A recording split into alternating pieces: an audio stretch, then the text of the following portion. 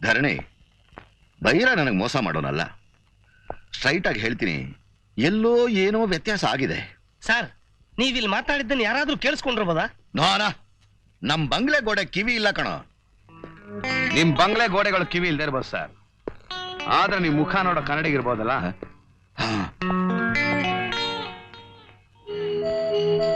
ಶಾಂತಂ ಪಾಪಂ ಪಾಪಂ ಶಾಂತಂ.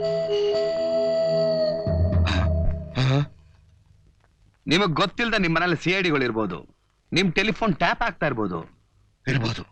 ಅವರೇ ಬೈರನ್ನ ಹಿಡಿದು 2 ತೀಡಿ ನಿಮ್ ಒಳಗುಟ್ನೆಲ್ಲ ಈಚೆಗೆ ಬಿಡಿಸಿ ನಿಮ್ ಕುತ್ತಿಗೆ ನೇಣ ಹಾಕಿಸ್ಬೋದು.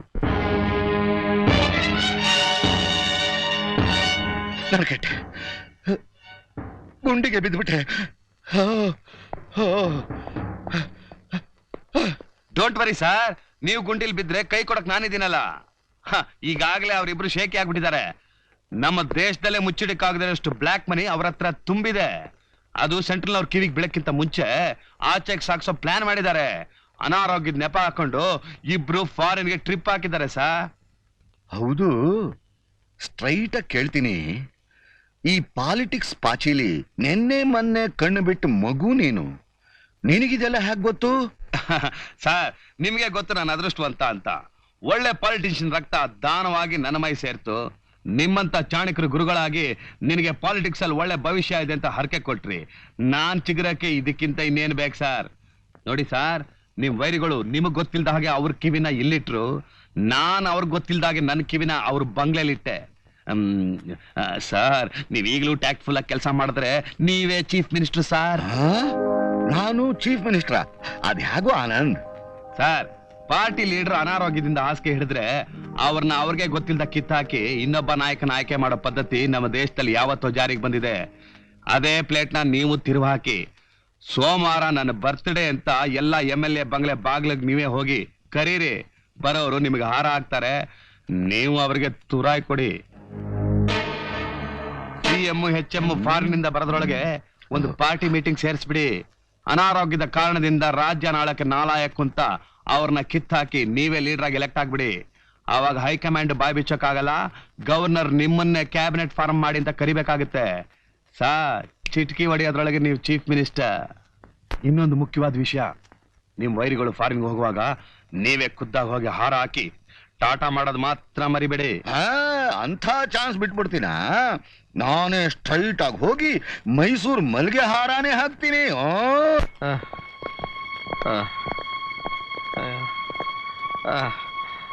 ನಮಸ್ಕಾರ, ಎಲ್ರಿಗೂ ನಮಸ್ಕಾರ. ಶಾಂತಂ ಪಾಪಂ ಪಾಪಂ ಶಾಂತಂ. ಧರ್ಮಯ್ಯ, ಸಖತ್ ಕಾಯಿಲೆಯಿಂದ ಸ್ಟ್ರೆಚರ್ ಮೇಲೆ ಮಲ್ಕೊಂಡೆ ಫಾರಿನ್ಗೆ ಹೋಗ್ತಾ ಇದ್ದೀನಿ. ಯಾರಿಗೂ ಹಾರ ಹಾಕಕ್ ಬಿಡಬೇಡಿ. Okay sir.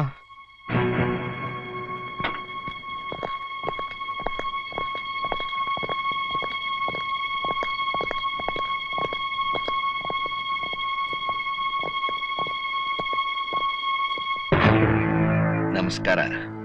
ಅಪಶಕನ ಅನ್ಕೋಬೇಡಿ CM ಚಂದ್ರು ಅವ್ರೆ, ಹಾರ ಮೈಸೂರು ಮಲ್ಲಿಗೆದು. ಹೋಗ್ಬಿಟ್ಟು ಬನ್ನಿ. ನನ್ನ ಕುತ್ತಿಗೆಗೆ ಮಲ್ಲಿಗೆ ಹಾರ ಹಾಕಿದೀಯಾ? ನಾನು ಹೋಗಿ ಬಂದ್ಮೇಲೆ ನಿನ್ ಕುತ್ತಿಗೆಗೆ ಹಗ್ಗದ ಹಾರ ಹಾಕಿಸ್ತೀನಿ. ಈ ಮೋಹನ್ ರಾಜ್ ನಡೆ ನುಡಿ ಯಾವತ್ತೂ ಸ್ಟ್ರೈಟ್.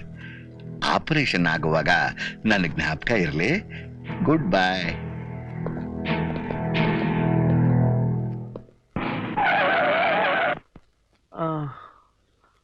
ಹನುಮಂತಪ್ಪ, ಅಪಶಕನ ಅನ್ಕೋಬೇಡ ಹನುಮಂತಪ್ಪ, ಹಾರ ಮೈಸೂರು ಮಲ್ಲಿಗೆ. ಹೋಗ್ಬಿಟ್ಟು ಬನ್ನಿ. ಆರಾಗ್ತಿರೋ ನನ್ನ ಮಗನೇ, ನಾನು ಫಾರಿನಿಂದ ಬಂದು ನೀನು ಉಡ್ದಾರ ಕಿತ್ತಾಕ್ಲಿಲ್ಲ. ನಾನು ಹೋಮ್ ಮಿನಿಸ್ಟರ್ ಹನುಮಂತಪ್ಪನೇ ಅಲ್ಲ.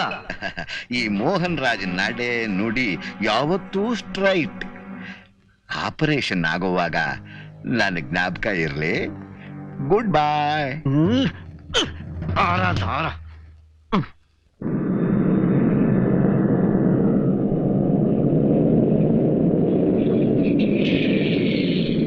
Happy birthday mister Mohan Raj. Thank you.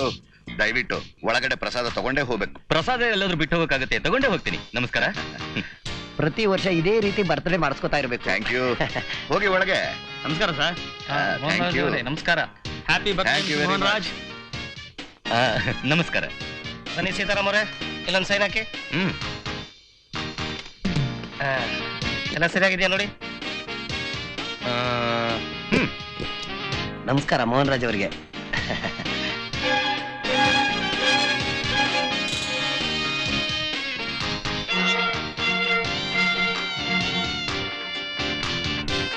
ನಮಸ್ಕಾರ ಸರ್. ಜನ್ಮದಿನ ಶುಭಾಶಯಗಳು.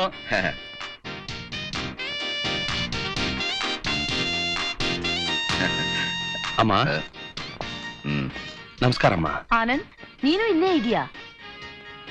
ನಿಮ್ಮ ಯಜಮಾನರ ರಕ್ತ ನನ್ನ ಪ್ರಾಣ ಉಳಿಸ್ತು. ಅನಾಥನಾದ ನನಗೆ ಅವ್ರ ತಮ್ಮ ಮೋಹನ್ ರಾಜ್ ಆಶ್ರಯ ಕೊಟ್ಟಿದ್ದಾರೆ. ನನ್ ಗಂಡನ್ ರಕ್ತ ಹಂಚ್ಕೊಂಡಿರೋ ನೀನು ನನ್ ಪರವಾಗಿ ಈ ಮಾಲೆನ ನನ್ ಮೈದುನನ್ಗೆ ನೀನೇ ಹಾಕ್ಬಿಡಪ್ಪ.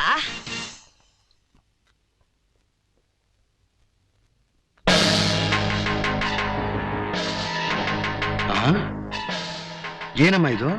ತುಳಸಿ ಗಣಗ್ಲೆ ಹಾರ. ಮಾರಿ ಹಬ್ಬದಲ್ಲಿ ಕೋಣನ್ ಕಡಿಯಕ್ ಮೊದ್ಲು ಅದ್ರ ಕುತ್ತಿಗೆಗೆ ಇದನ್ನೇ ಹಾಕೋದು.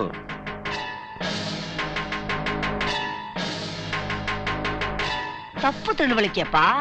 ತುಳಸಿ ವಿಷ್ಣು ಪ್ರಿಯ, ಕಣಿಗಲೆ ರುದ್ರಪ್ರಿಯ. ಆ ಇಬ್ಬರಿಗೂ ಪ್ರಿಯವಾದದ್ದು ಬ್ರಹ್ಮಪ್ರಿಯ. ಒಬ್ಬ ದೊಡ್ಡ ರಾಜಕೀಯ ನಾಯಕನಾಗಿ ನಾಳೆ ಮುಖ್ಯಮಂತ್ರಿಯಾಗಿ ಈ ದೇಶಾನೇ ಆಳೋ ನನ್ನ ಮೈದುನ ಬ್ರಹ್ಮ ವಿಷ್ಣು ರುದ್ರಾಂಶ ಸಮ್ಮಿಳನ ಅಲ್ವೇ? ತಗೋ ಹಾಕು.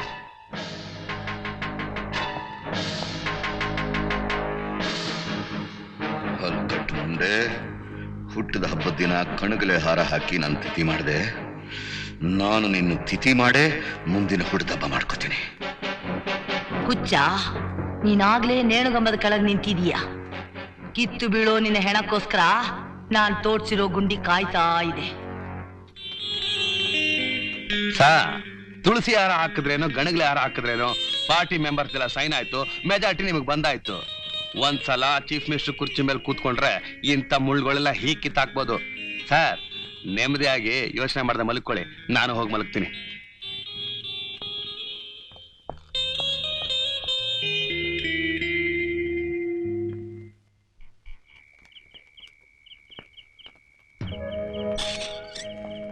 ರಾಧಾ, ನಾ ಹೇಳಿದ್ದೆಲ್ಲ ಜ್ಞಾಪಕ ಇದೆ ತಾನೆ?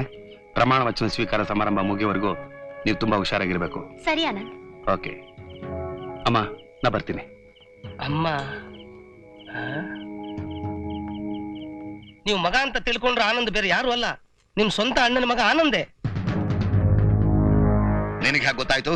ಅವನು ನಿಮ್ಮ ಹತ್ರ ಬಂದು ಸೇರ್ಕೊಂಡಾಗಿಂದಲೂ ನನ್ಗೆ ಅವನ ಮೇಲೆ ಅನುಮಾನ ಇತ್ತು. ಇವತ್ ಮನೆಗೆ ಹೋಗ್ತಿದ್ದಾಗ ಅವನು ಅವ್ರ ತಾಯಿ ಹತ್ರ ಮಾತಾಡ್ತಾ ಇದ್ದನ್ನ ನಾನೇ ಕದ್ದು ಕೇಳಿಸ್ಕೊಂಡೆ.